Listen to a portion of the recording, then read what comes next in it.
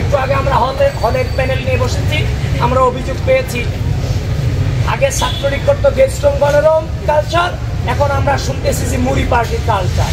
এখন সেই মুড়ি পার্টিতে বলা হয় যে কে কয়টা নাম মুখস্থ করতে পেরেছে শিক্ষার্থীদের, প্যানেলে যারা আছে আর কি, মানে প্যানেলে মানে গুপ্ত সংগঠনের কিংবা হচ্ছে যে তারা যে প্যানেল দিয়েছে সেই প্যানেলের যে মেম্বার কিংবা সদস্যরা আছে তাদের নামগুলা যাদেরকে মুড়ি খাওয়াচ্ছে তারা মুখস্থ করতে পারছে কিনা এটা নিয়ে একটা প্রতিযোগিতা হচ্ছে, এবং যে বেশি নাম মুখস্থ করতে পারছে তাকে উপঢৌকন এবং উপহার দেওয়া হচ্ছে। সুতরাং নির্বাচন খুব দুঃখ লাগে, আসলে হাসিও পায়।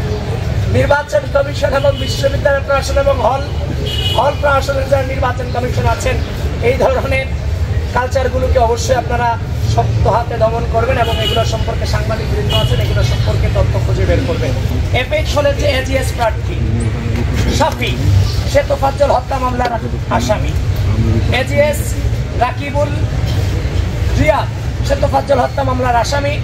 জিএস এনামুল হাসান ছাত্র দলের উপর 2022 সালে ক্যাম্পাসে যে হামলা হয়েছিল সে হামলায় সে জড়িত ছিল, সুতরাং এবং ছাত্রলীগের পোস্টেড ছিল। সুতরাং এরা কিভাবে এই অবস্থায় থেকেও নির্বাচন করতে পারছে সেটা নিয়ে নির্বাচন কমিশনকে আমরা প্রশ্ন করছি, সে বিষয়ে তারা অবশ্যই আমাদেরকে জবাবদিহিতা করবেন।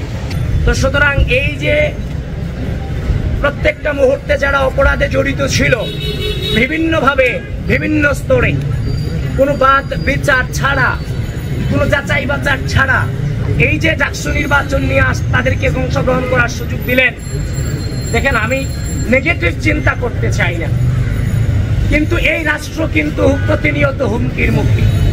পরাজিত শক্তিরা এই রাষ্ট্রের ক্ষতি করার জন্য বারবার চেষ্টা করে যাচ্ছে।